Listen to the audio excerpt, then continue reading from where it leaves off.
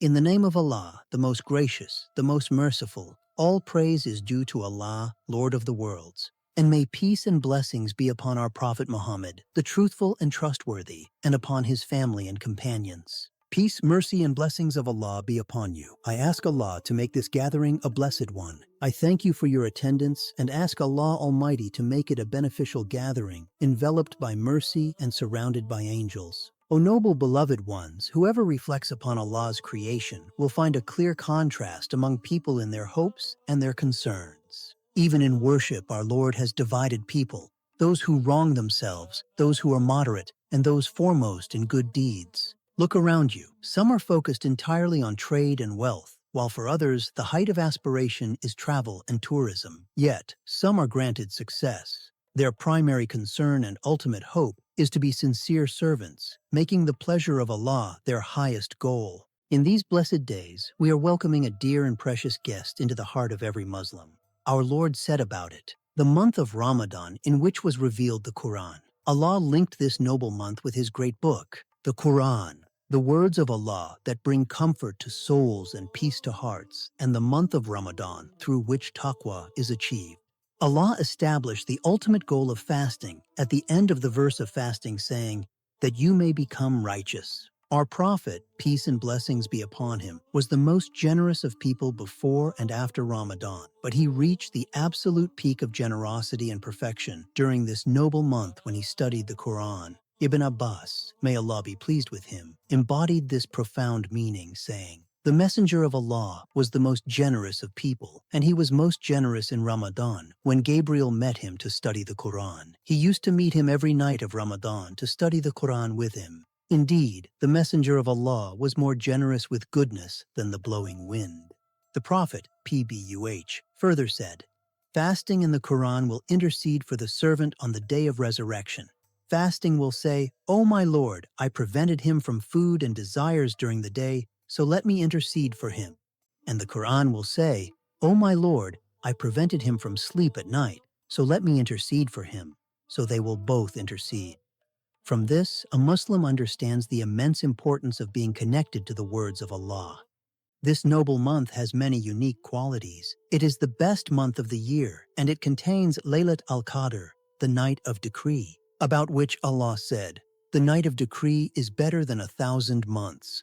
It was on this great and blessed night that Allah revealed the Quran. Indeed, we sent it down during a blessed night. This month only reached such a high, noble status when it was associated with the words of Allah Almighty. One of the manifestations of Ramadan's special connection to the Quran is the Taraweeh prayer. In this prayer, nothing is recited except the words of Allah. You find that people universally long for this prayer and desire to perform it simply to listen to the words of Allah.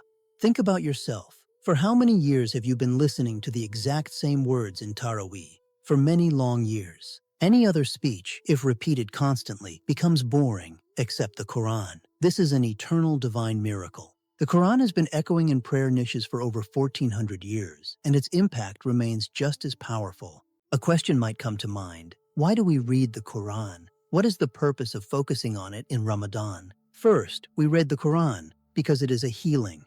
Allah says, and we send down of the Quran that which is healing and mercy for the believers, and it does not increase the wrongdoers except in loss. Some people, knowing it cures physical and spiritual illnesses, exhaust all other medicines and then say, I want to try the Quran. O beloved ones, the Quran is not something to be tried. You read it with the firm intention of healing, with absolute certainty that Allah is the healer and that this great book is the means. The words of Allah are too great and of too high a status to be merely tested. Second, we read it to relieve sorrows and anxieties. In the Musnad of Imam Ahmad, the Prophet taught us that if anyone is afflicted with worry or grief, they should say, O Allah, I am your servant, son of your servant, son of your female servant. My forelock is in your hand. Your command over me is forever executed, and your decree over me is just. I ask you by every name that belongs to you, by which you have named yourself, or revealed in your book, or taught to any of your creation, or kept exclusively to yourself in the knowledge of the unseen,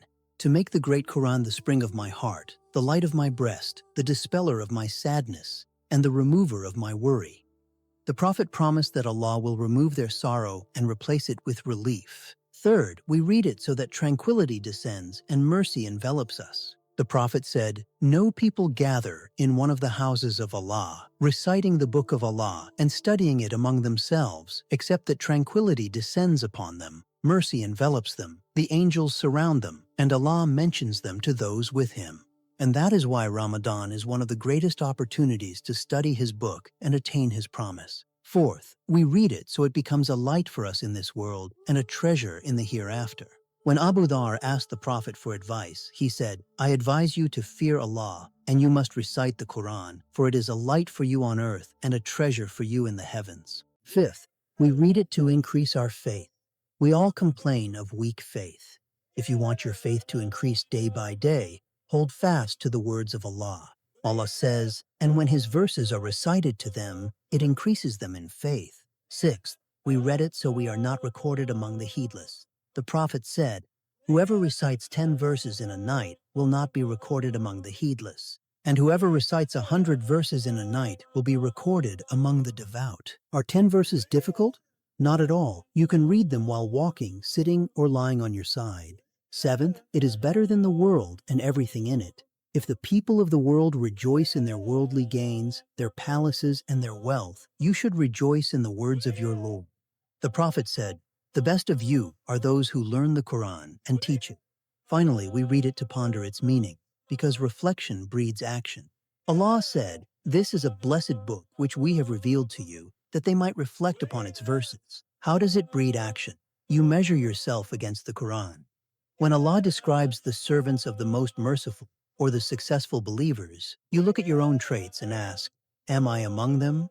There are 5 divine ranks for the companion of the Quran. The rank of intercession, the Prophet said, "Read the Quran, for it will come on the day of resurrection as an intercessor for its companions." The rank of elevation, it will be said to the companion of the Quran on the day of judgment, "Read, ascend, and recite as you used to recite in the world, for your rank is at the last verse you recite." The rank of companionship, Aisha narrated that the Prophet said, "The one who is proficient with the Quran will be with the noble and righteous scribes."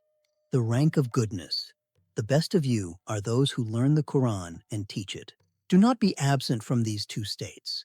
Do not make excuses about being too old, too young, or finding it difficult. The rank of belonging, the Prophet said, "Indeed, Allah has His own people among mankind." They asked who they were, and He replied, "The people of the Quran, they are the people of Allah and His special ones." There are important practical matters to keep in mind when reading the Quran in Ramadan. Many people make grand plans at the beginning of the month, but it is crucial to set a daily portion, wired, to finish the Quran at least once a week or once in the month. Force yourself to do this. It is not difficult if you truly love the words of Allah. Dedicate a small amount of time daily to memorize something new, even if it is just 1 verse a day. Drops of water eventually form a flood. Allocate time daily for reflection, tadabbur, even if you only ponder 1, 2, or 3 verses a day. A little done consistently is better than a lot that is cut off. We often want everything overnight, but remember that while Allah could say, "Be, and it is," He chose to create the heavens and the earth in 6 days, to teach us the value of gradual progress and reflection. As you reflect, ensure you understand the meanings by reading an accessible tafsir, exegesis, like al-Tafsir al-Muyassar. Read a page of the Quran, then read its explanation. The righteous predecessors used to spend days, months, or even years pondering a single surah or verse. Even our Prophet once stood for an entire night repeating just 1 verse. If you should punish them, indeed they are your servants. But if you forgive them, indeed it is you who is the exalted in might, the wise. If you should punish them, indeed they are your servants. But if you forgive them, indeed it is you who is the exalted in might, the wise. People often ask, is it better to read quickly to accumulate rewards or read slowly to ponder? The truth is, these acts of worship are not contradictory. For the average person who struggles to grasp deep meanings, they should continue reading abundantly to gather the immense rewards, 10 good deeds per letter. For scholars and students of knowledge, they should do both. Have readings dedicated to gathering rewards, and other readings dedicated to deep reflection and extracting wisdom. However, know your limits. Burnout is natural, and the Prophet said, Take on only as much good work as you can handle, for Allah does not get tired until you get tired.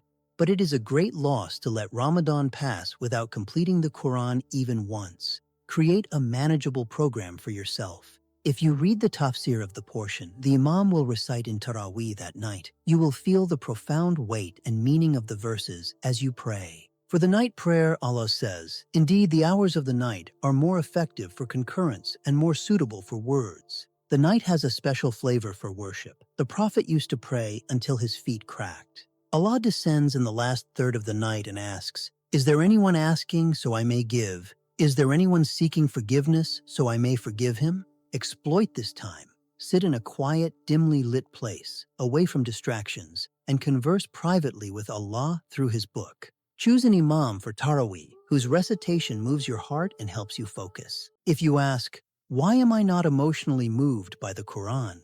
The answer lies in a few things. First, stay away from sins and purify your heart from malice, envy, and hatred toward other Muslims. A pure heart is the vessel for understanding Allah's words. Second, correct your intention. The Prophet said, "Actions are judged by intentions."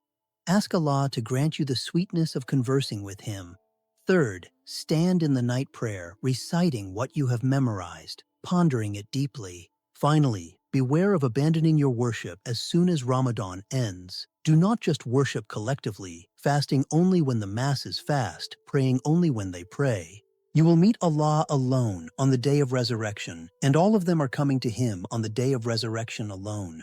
Establish a private relationship with your Lord. Do not stop praying the night prayer completely. Even a few rak'ahs of witr after Isha are sufficient. Make your intentions purely for Allah, not for the praise of people. In a hadith Qudsi, Allah says, "I am the most self-sufficient of partners. Whoever does an action associating someone else with me, I will abandon him and his shirk."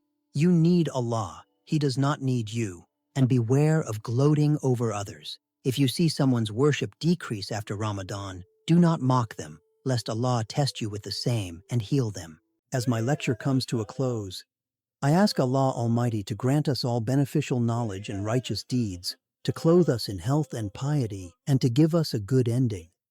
May He allow us to complete this month of fasting, aid us in standing in prayer, and make our deeds sincerely for His sake. May peace and blessings be upon our Prophet Muhammad and upon his family and companions. I hope you enjoyed my first lecture, and I ask Allah to make this meeting beneficial and count towards our deeds in the hereafter. Salams and rise for Salam.